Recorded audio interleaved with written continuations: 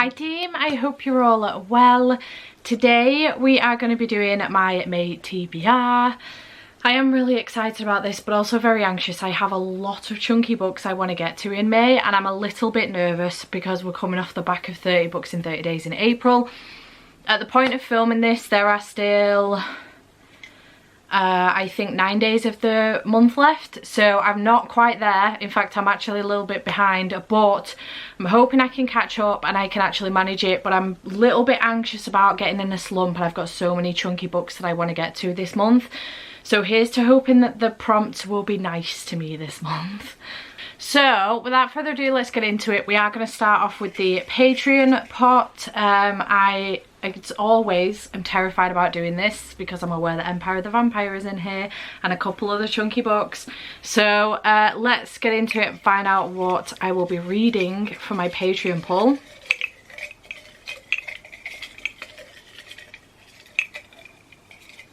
Let's go for this one. Oh, okay. Root Magic from Gav. I forgot that was in there, I'm not gonna lie. Give me a second.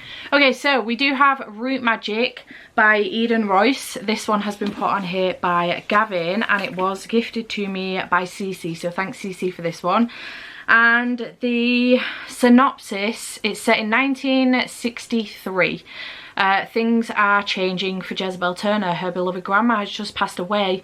The local police department won't stop harassing her family. With school integration arriving in South Carolina, Jez and her twin brother Jay are about to begin the school year with a bunch of new kids. But the biggest change comes when Jez and Jay turn 11 and their uncle, Doc, tells them he's going to train them in root work. Jez and Jay have always been fascinated by the African-American folk magic that has been the legacy of their family for generations, especially the curious potions and powders Doc and Gran would make for the people on their island. But Jez soon finds out that her family's true power goes far beyond small charms and elixirs, and not a moment too soon, because when evil, both natural and supernatural, comes to show itself in town, it's going to take every bit of magic she has inside her to see her through. Debut author Eden Royce arrives with a wondrous story of love, bravery, friendship and family filled to the brim with magic, great and small. I'm very excited for this one. I've been meaning to get to it for a while, so thanks Gav for putting this one on here and I have finally picked it. Okay, so to the pumpkin. Ding. Obviously if I pull a prompt that I can fit Root Magic in, I will put that in. We're going to aim for 5 and see how it goes, see how many of the books I actually really want to / need to read and see if I can get them on, and if not we'll go up to 7, but just for now I'm going to go for 5 to start off with.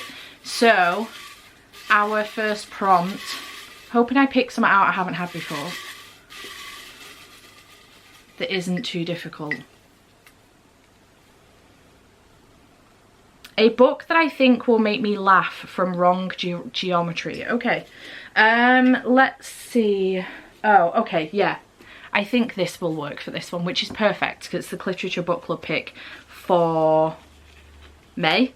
And that is The Worst Best Man by Mia Souza. This is a romantic comedy book and it is the pick for Literature Book Club for May. If you don't know what Literature Book Club is, it is my smutty book club that I run and have a great time doing. So if you want to know more about it, I'll leave all the links in the description box down below. Feel free to check them out.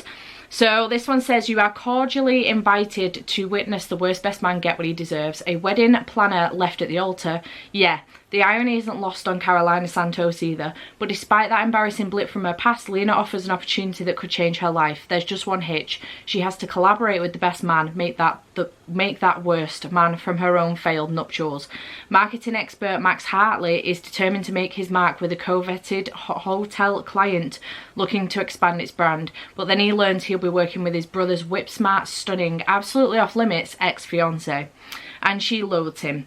If they can nail their presentation without killing each other, they'll both come out ahead, except Max has been public enemy #1 ever since he encouraged his brother to jilt the bride, and Lena's ready to dish out a little payback of her own. Soon Lena and Max discover animosity may not be the only emotion creating sparks between them. Still, this star-crossed couple can never be more than temporary playmates because Lena isn't interested in falling in love and Max refuses to play runner-up to his brother ever again. Sounds great. I'm so excited about picking this one up, so yay for that one. That was a nice prompt. I'm here for that. Okay, prompt number 2.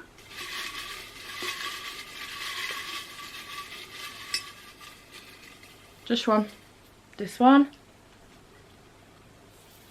Pick a book that matches your nails from Sarah. Okay, right now, I'm getting my nails done tomorrow actually. But right now, my nails are blue with daisies. So, I mean, I have blue. It's not, I don't think it's the right kind of blue. It's got flowers on, but it's not blue.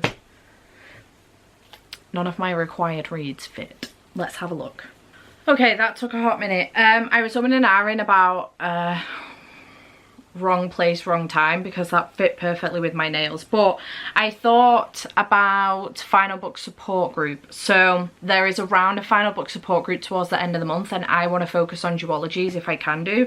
So I've decided to go for This Coven Won't Break by Isabel Sterling even, sorry. The blue kind of matches, I think. You know what would have been perfect for this prompt? Daisy Darker, which I'm currently reading this weekend. Never mind. I did read the first one in this series a while ago. These Witches Don't Burn, and really enjoyed it. So I'm looking forward to continuing and finishing off the series. Okay, so in the first one, I'm not going to read the synopsis because I've just realised that it probably spoils the first book. But in the first one, following Hannah Walsh, who's a witch. She's at high school, new high school. And in the first one, she ends up finding herself in a coven, and they end up being hunted by a witch hunter. Really enjoy this series. It is queer, and I have a very good time with it. So I'm looking forward to finally finishing this series off. And getting it done and dusted and boxed off. So yeah, looking forward to that one. Sorry, I got distracted by the fact that there was an extra chapter in the back, and I thought this was going to be a trilogy and I'd missed the last one. It's not, it's for her other book. So yeah, gonna add that one to the list. Okay, so prompt number 3.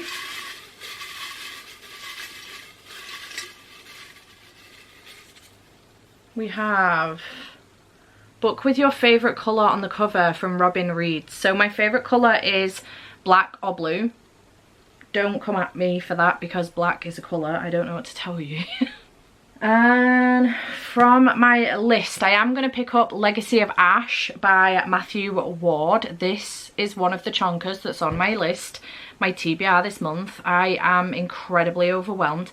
However, we have a buddy read going on, so I'm incredibly shitting myself, I'm not gonna lie, because I wasn't planning on picking this up this month, but if I don't read it with the buddy read, I will never pick it up. And I have the whole trilogy, 768 pages. I cannot with myself, never mind anybody else. Fate turns, legacies burn, a phoenix shall blaze from the darkness. A shadow has fallen over the Tressian Republic. Ruling families, once protectors of justice and democracy, now plot against one another with sharp words and sharper knives. Blinded by ambition, they remain heedless of the threat posed by the invading armies of the Hadari Empire. The Republic faces its darkest hour, yet as Tressia falls, heroes rise. Game of Thrones meets The Last Kingdom in Matthew Ward's Legacy of Ash, an unmissable epic fantasy debut of vicious intrigue, ancient magic, and the eternal clashes of empire. Sounds fantastic. I am just shitting my pants. This is for Jade's Patreon buddy read, so yay for that. I wouldn't put it on here with the other books that I want to get to this month, but like I say, if I don't, I will not read it, because I feel like this is my opportunity to do so, to be able to discuss it with other people. So that's going on here. Oh god. Prompt number 4.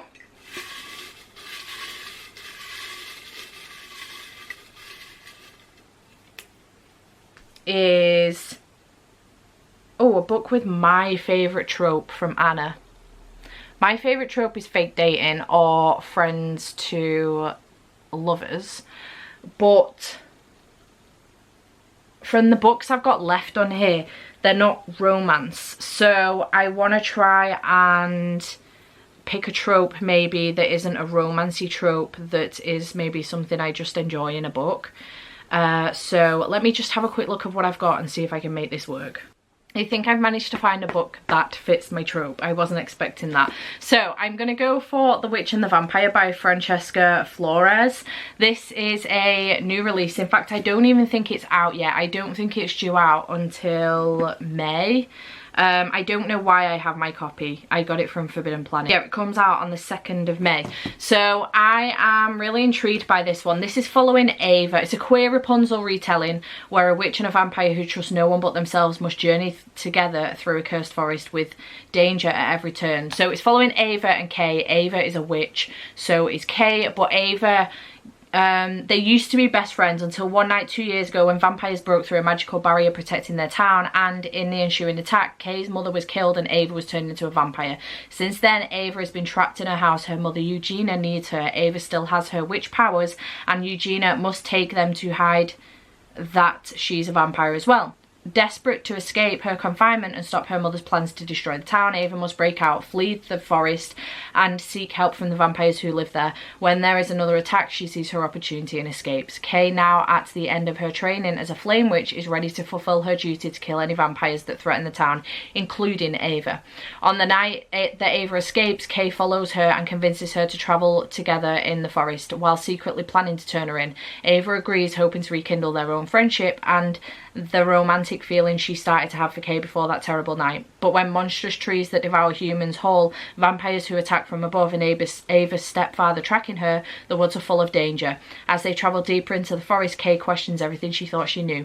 The two are at each other's greatest threat and also their only hope if they want to make it through the forest unscathed. So it sounds like this does have that friends to lovers trope, but it sounds like it's friends to enemies to friends to lovers maybe. Oh, hi Dev. So I'm glad that I've managed to find one that will work for this. This cover is absolutely stunning, so I'm very, very excited for this one. Hello bear. Leave the pumpkin alone, please. Right, come on, I'm trying to film. Get down. Thank you. Thanks. I'm trying to film. Can you get down, please? Thank you. See if we can do this without it getting dangerous. Okay, so prompt number 1, 2, 3, 4, 5. This may be our last one depending on what I get on.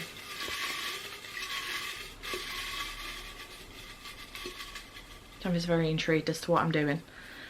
We have second book in a series from Kate. Yes, Kate, you are a legend. Awesome. So I'm going to go for Jade War by Fondly. This is the second in the Greenbone saga and I am very excited to pick this one up. I've been meaning to pick this one up for ages. I wanted to get through the Poppy War trilogy and then we had 30 books in 30 days and this was not conducive to that. So I wanted to wait till May to pick this one up and I'm going to pick the last one up in June hopefully. So yeah, second book in a series. Perfect, perfect. Perfect. This is an epic fantasy series in which we follow two warring families who use jade for magic. They wear the jade and it gives them powers and they are warring over all different kinds of things, but there's politics, war, magic, all of the things you want from your epic fantasies. Denver, will you please be careful? There's books on the floor. Everything you want from your epic fantasies and I'm so excited to continue on with this series. Again, chunker. This is the Fairy Loot Special Edition, 587 pages. Not as chunky as I thought actually, it just looks chunkier. So excited to have gotten this one on. Kate, that was a perfect prompt, thank you so much. Okay, I have 3 more books I really do want to get to in May. So let's do 2 more and see if we can get them on. So prompt number 6 is going to be, a different trope to the previous book from Sarah. Well, I'm just going to go for a different genre to the book that was just picked from Sarah because I don't really necessarily know what the trope was. It wasn't a romance. So what can I do for you? I'm trying to work. Can you please just give me 5 minutes? 5 minutes and then I'll come down. Come on, move. Move. Denv. Back up. Back up. Come on, back up. So out of the 3 books I do have left, the only one that isn't a fantasy and doesn't have magic in it, although maybe this does have, it does have a bit of magic in it, but it's a horror. As opposed to it might have fantastical element to it, but it's a horror, is Loot by Jennifer Thorne. This is on my April TBR. However, the audiobook is out now on Scribd and you can't get hold of it anymore until May. So I am going to push this into... You just lit my book. I am going to push this onto May's TBR, and this seems like the perfect opportunity to do so. So it is different genre to the fantasy that I've just put on. It is a horror, so I am looking forward to this one. This is an isolated island setting. On the idyllic island of Lut, every 7th summer, 7 people die, no more no less. Lut and its inhabitants are blessed year after year with good weather, good health and good fortune, despite the war that rages all around them. So it's only fair that every 7 years on the day of the tithe, the island's gift is honoured. American Nina Treadway is new to Lut. She became a lady through her marriage to Lord Treadway, whose family has long protected the island. Nina heard about the day, of course, but she thinks it's all superstitious nonsense. Stories told to keep the newcomers at bay and youngsters in line. Then the day begins, and it's a day of nightmares, of grief, of reckoning, but it's also the day of community, of survival and strength, of love at its most pure and untamed. When the day ends, Nina and Lut will never be the same again. Sounds fantastic, so I'm very excited about this one. So thanks for that prompt, Sarah. I did manage to make it work, thank goodness. Okay, last one. I'm going to be a lucky duck if I can make either of these books work for this prompt. We have an indie book. Well, neither of these are indie, so that's super fucking helpful. But you know what is that I can put on for my final book support group TBR? The Finish Line by Kate Stewart. I love that this book is called The Finish Line and it's the final book in the series. I just finished reading Exodus. I don't know if I want to wait till final book support group to pick this up though, because that's still like a month away. Either way, I'm going to put it on this TBR because I do want to pick it up. So we do have The Finish Line. This series follows... I've read so many books that I cannot keep. Cecilia. This series follows Cecilia, Dom and Sam. I don't think that's right. Sean. I know it began with S. Cecilia, Dom and Sean. And in the first book, Cecilia's got some daddy issues. She grew up with her mum. Her dad wasn't around, but he's a very rich man and gets himself in some bother. And she ends up living with him for a summer, I think, or for a year or something, interning with his company so that she can then move on and go to college as paid by him, and he will give her a chunk of the company's money. So she's only doing it so that her mum can have the money because he's never helped out previously. So her father hasn't been in her life at all. She's taking the chunk of money basically for her mum because he hasn't paid anything previously. And so she goes to this town to go and work for him. Now, when she gets to the town, she ends up coming across this gang called the Raven Hood, and they are a group of guys that look pretty menacing, I'm not gonna lie, and they are part of a gang. They get themselves into some dodgy shit, but she ends up befriending Sean, who is a really nice cinnamon roll boy, and she really likes him. But then she meets his friend Dom, who is very standoffish and, you know, bit of a grumpy guy, and she ends up falling in love with them both and having a relationship with them both at the same time. It's a polyamorous relationship. That was a struggle. Polyamorous relationship, and it was really well done and I loved it in Flock. 5 stars for Flock. And then we got on to Exodus. I gave Exodus 4 stars. I still enjoyed it, but the story went a way I wasn't expecting. And that I just really enjoy this series. It's very much a romantic suspense series and I'm having a good time with it. So I really do. I don't want to leave this too long, considering I've just finished Exodus. I don't want to leave it too long before I pick this one up. So I feel like this is a good idea to get on here. And it is indie published because it's self-published. So that's absolutely perfect for that. So those are my 7 books for the month. The 2 books that I would like to get on that I didn't mention are Warbreaker by Brandon Sanderson. I'm going to be buddy reading this with Jade in the month of May. So like I said, I've got some chunky books on here. Warbreaker is the story of 2 sisters who happen to be princesses. The god king, one of them, has to marry a lesser god, and an immortal trying to undo the mistakes he has made hundreds of years ago. There is a world in which those who die in glory return as gods, a world transformed by biochromatic magic, a power based on an essence known as breath, which can only be collected 1 unit at a time from individual people. but it's worth it. By using breath and drawing upon the colours in everyday objects, all manner of miracles and mischief can be performed. Brandon Sanderson proves again that he is a master of what Tolkien called secondary creation, the invention of whole worlds complete with magics and myths all on their own. And I'm so excited about this one. It sounds fantastic. The fact that there is magic in here with colours and stuff, I'm so intrigued by it. And I'm really excited to get back into Brandon Sanderson's works, especially a series that I'm hoping to enjoy more than the Mistborn Era 2 series. So this one is 652 pages excluding the Arcanum at the back. So I am hoping to get to this one as well. And then the last book that I did have is an ARC that was sent to me by Harper 360. So thank you to them for sending this to me. And it is Transmogrify, 14 Fantastical Tales of Trans Magic, edited by G. Harron Davis. So this is an ARC. It actually comes out in the UK in June 22nd as a physical book, but the audiobook comes out on May 16th in the UK if you're interested. So this is perfect for fans of All Out and Cemetery Boys. I loved Cemetery Boys. This anthology claims a seat at the table of fantasy literature for trans and gender non-conforming stories. Transness is as varied and colourful as magic can be. In Transmogrify, you'll embark on 14 different adventures alongside unforgettable characters who embody many different genders and expressions and experiences, because magic is for everyone and that's a cause for celebration. So yeah, this is a collection of short stories. I've just noticed that there's like a whole section here where the pages are totally bound together, and I'm gonna have to rip them all apart to get to them. Nightmare.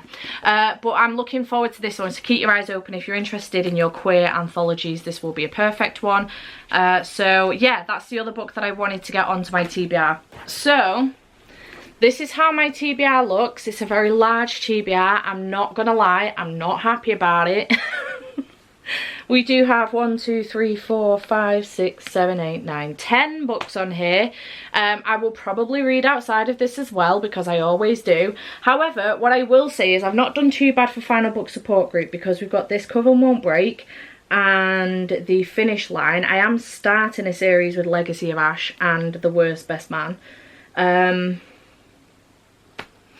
I'm continuing on with this one, so that's good. Whether or not I get to anything else during Final Book Support Group, I'm not sure. I have got my eye on, because this obviously is a trilogy, I'd like to get to some duologies. I've got my eye on Bloody Rose, which is the second in the series of The Kings of the Wild. So I've got my eye on that, and then I've got a couple of others as well that I could get to. So I may do a TBR for Final Book Support Group nearer the time. I will let you know. It will depend on how I'm feeling. But this is a fucking large TBR, especially Legacy of Ash, Jade War and Warbreaker.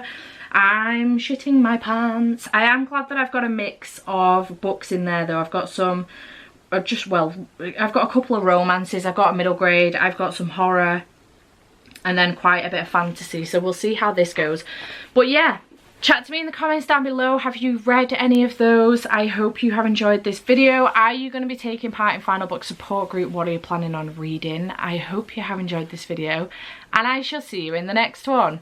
Bye for now.